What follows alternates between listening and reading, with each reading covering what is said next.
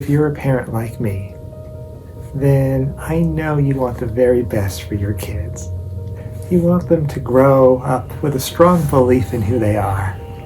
You want them to grow up with the ability to really believe in themselves and be able to lean into this world with a sense of excitement and vitality and bring the best of who they are to the world around them. And if you're a parent like me, then oftentimes you may find yourself making mistakes along the way of parenting. Sometimes, perhaps in a moment of anger, you may act or speak in a way that hurts your child. Sometimes in a moment of carelessness or busyness, you may miss your child, and they may get hurt by what you failed to say or failed to do, the way you fail to hold them when they're sad, perhaps. And that's part of what happens as parenting as humans. We miss each other sometimes. And the really important question is, with our kids, how do we create repair when in some important way there's been some harm, some damage done in our relationship with them? Well, let me tell you how we recreate that warmth and connection in our relationship. First, I just want to say that before you approach your child to create repair, take the moment to just pause, to just breathe, to just ground yourself. So that as you approach your child, you're approaching them from a calm, grounded space. And they feel that.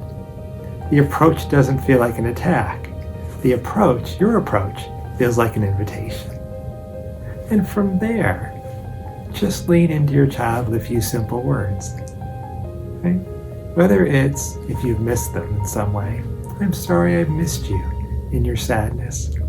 I didn't realize how much that was upsetting you, and I missed the chance to really be there for you and listen to you and understand and hold you in that heartache. If perhaps we got angry at them for whatever reason, you could lean in with something like, I'm really sorry that I approached you with such harsh words and such a harsh tone yesterday. You really matter to me, and the way I communicated didn't convey that. And for that, I'm really sorry. And that doesn't mean that you can't still have a conversation about what your child may have done that upset you. It doesn't mean that later on you might not want to approach your child and say, hey, I still do want to talk about why you skipped class yesterday. I know you're a great kid, and I'm sure if you skipped class, there was some reason behind it. And I want to come to know you and understand you and learn what that reason is. So, as a starting point, just lean into the relationship from a grounded place and just offer a very sincere and very simple statement of what you regret, what you're sorry that you did or didn't do that other day.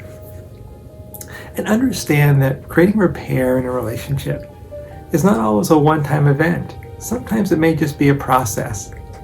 It may take a little bit of time for your child to feel the safety of who you are.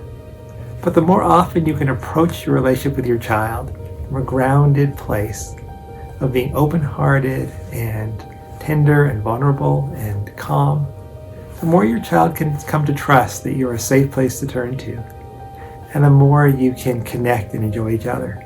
And at those times you make the mistake of acting out or missing them, creating repair goes a long way in reestablishing that sense of safety.